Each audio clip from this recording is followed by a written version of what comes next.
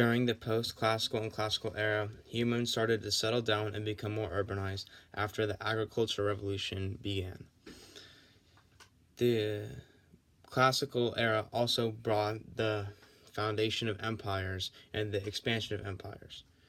The expansion of empires brought different cultures and civilizations together, which created different beliefs and ideas about how society should live. Over the course of history, these ideas and values of how society should live haven't changed much. As a 16-year-old high school student, a way I have power is through being wealthy and through a limited form of patriarchy, where one way I have limited power is through codified laws.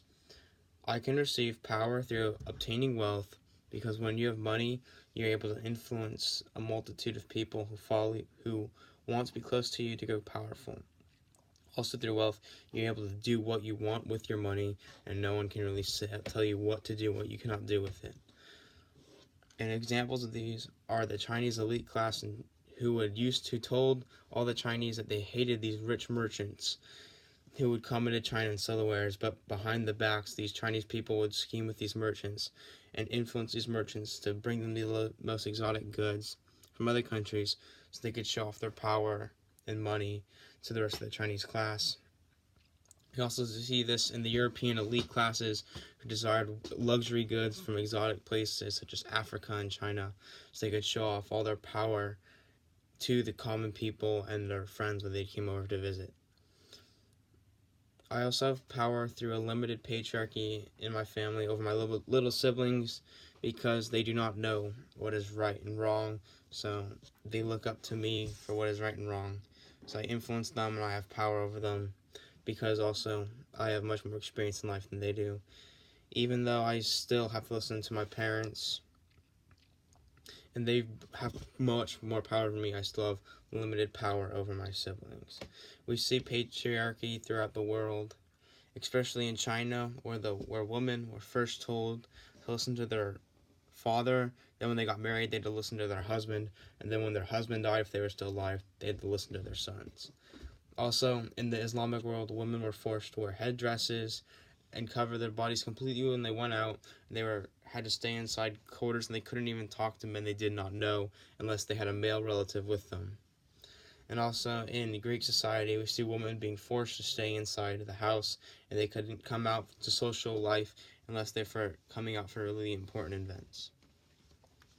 So we see how patriarchy was all over the world, and it's seen throughout the course of history.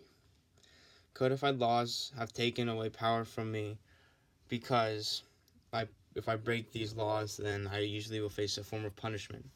For example, if I come home beyond the curfew my parents have set, I usually get punished by them, which means they take away my phone or inflict other punishments on me.